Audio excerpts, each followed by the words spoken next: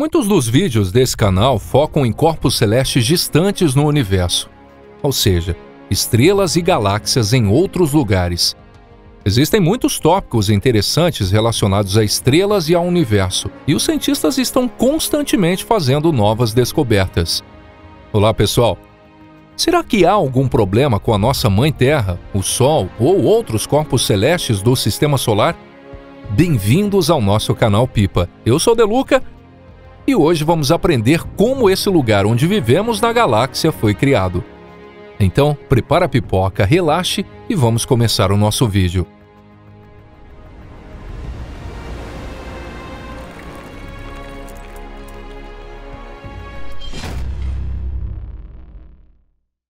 Bilhões de anos atrás.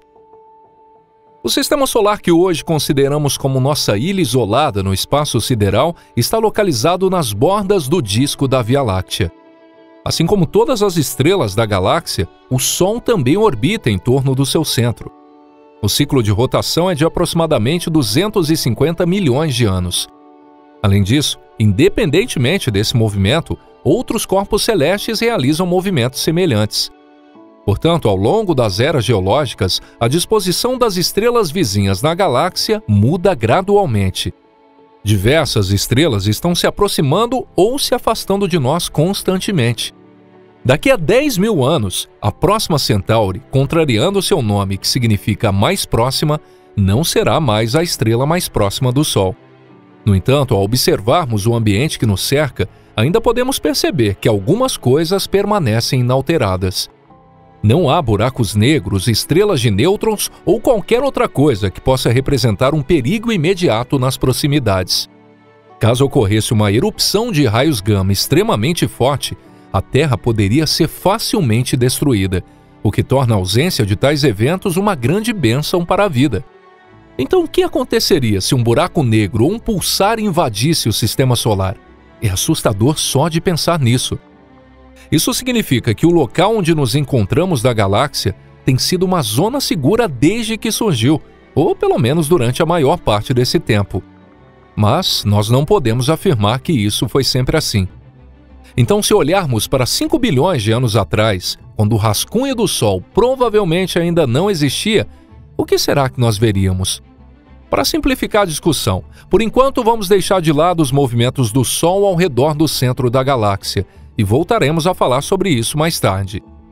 Se pudéssemos viajar 5 bilhões de anos para o passado, não veríamos nem o Sol, nem a Terra e nem a maioria das estrelas que conhecemos hoje.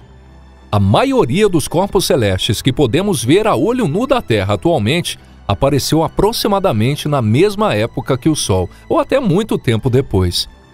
As exceções são as anãs laranjas e as anãs vermelhas.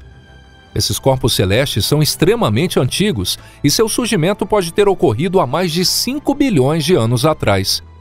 No entanto, são muito tênues e para observá-los é necessário o uso de telescópios. Em vez disso, veríamos muitas estrelas recém-nascidas, massivas e quentes, como as gigantes brancas e azuis. Essas estrelas são como efeméridas. Em comparação com estrelas menores e mais estáveis como o Sol, elas desaparecem muito mais rapidamente. Se encontrarmos uma região na galáxia onde essas estrelas são abundantes, significa que essa área está ativamente formando novas estrelas. O local onde o Sol surgiu não é uma exceção a essa regra. Esse local era uma enorme nuvem de gás e poeira, conhecida como nuvem molecular. Nesse ambiente, estrelas brilhantes e quentes surgiram, queimaram, explodiram, e a partir de seus restos formaram-se outras estrelas que podemos chamar de filhas. Os estudiosos chamam a mãe que deu origem ao Sol de Coatlicue. O destino que aguardava Coatlicue foi o mesmo de suas estrelas irmãs. Ela se tornou uma supernova que criou outras estrelas. O dia em que o Sol surgiu. Em que momento o Sol surgiu? Não há uma opinião definitiva sobre qual momento deveria ser considerado o surgimento do Sol. Portanto, é difícil responder a essa pergunta com precisão. De qualquer maneira, desde a explosão de Coatlicue até que o gás remanescente formasse uma nova estrela com um sistema planetário, foi necessário um tempo imenso. Isso pode ter levado milhões de anos. A vida do Sol começou quando um pequeno aglomerado de matéria se formou dentro da nuvem de gás e poeira. Esse aglomerado pode ter surgido devido às flutuações quânticas de vácuo ou à influência externa, como uma onda de choque resultante da explosão de uma supernova nas proximidades. À medida que o aglomerado atraía mais matéria ao seu redor, ele ganhava mais força. Quanto maior a massa, mais forte é a gravidade. Desde o momento de sua formação, esse aglomerado girava, como quase tudo no universo. À medida que o aglomerado crescia, sua rotação acelerava, além de se contrair devido à sua própria gravidade. E a nuvem de matéria ao seu redor também girava, formando algo semelhante a um redemoinho. Devido à rotação, a velocidade de contração variava em diferentes regiões, fazendo com que a nuvem assumisse a forma semelhante a um crepe plano, com um aglomerado denso no centro. Pode-se dizer que esse era o material primordial do qual o sistema solar se formaria. A maior parte da matéria desse crepe se acumulou no aglomerado central. Até hoje, mais de 99% da massa total do sistema solar está concentrada no Sol. Além disso, o aglomerado em si não era muito grande. A concentração de uma grande quantidade de matéria em um pequeno volume leva à contração gravitacional, que gera calor. Quanto mais matéria o aglomerado absorvia, mais intensa se tornava a contração e mais aquecido ficava seu interior. Finalmente, a temperatura atingiu milhões de graus, iniciando a reação de fusão nuclear. A partir desse momento, o aglomerado se tornou uma estrela, ou seja, o Sol como o conhecemos. Embora ainda jovem e fraco, mas assim já era exatamente o Sol. O caos dos planetas.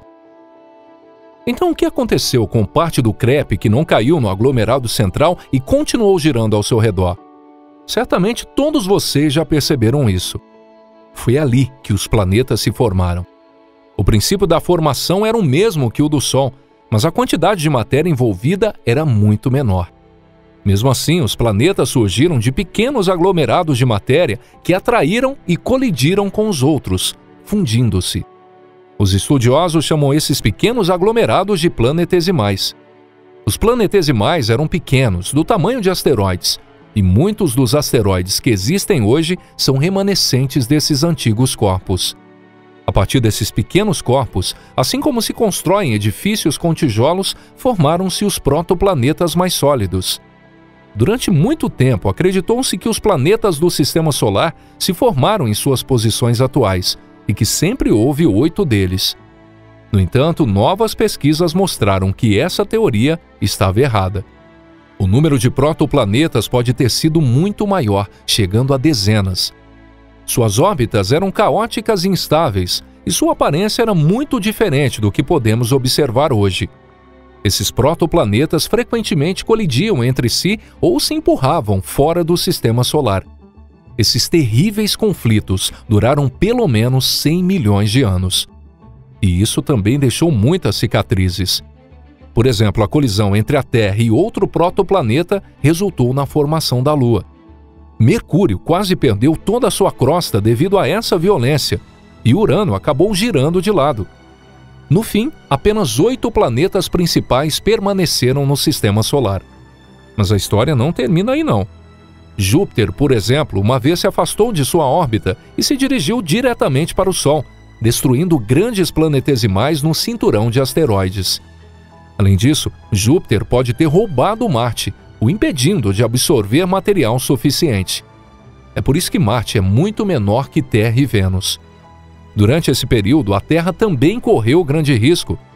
Júpiter poderia ter destruído ou ejetado a Terra do Sistema Solar.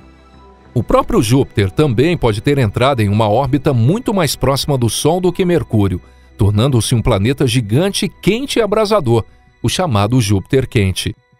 Os cientistas sabem que muitos outros sistemas estelares possuem esses planetas gigantes quentes. No entanto, Júpiter foi puxado de volta pela gravidade de outro planeta gigante, Saturno. Em seguida, quando Júpiter já estava a 1,5 unidades astronômicas do Sol, começou a se afastar novamente. Em algum momento, durante ou antes desse período, Netuno também pode ter sido ejetado para as bordas do Sistema Solar por Júpiter. Quando Júpiter se estabilizou em sua órbita atual, não havia mais ninguém tentando agitar o tranquilo sistema solar. O Sol se acendeu de forma gradual e intensa. A vida surgiu na Terra e muitos corpos celestes continuaram a orbitar em torno do centro galáctico. A poeira, o gás e o aglomerado de estrelas que criaram o nosso Sol foram destruídos e dispersos, de modo que não sabemos exatamente onde fica o nosso lar na galáxia e onde estão as estrelas irmãs do Sol. No entanto, deixaremos esse tema para outra ocasião aqui no nosso canal. Bom, agradecemos a todos por curtirem o vídeo e compartilharem em suas redes sociais. O apoio de vocês é o que fortalece o nosso canal.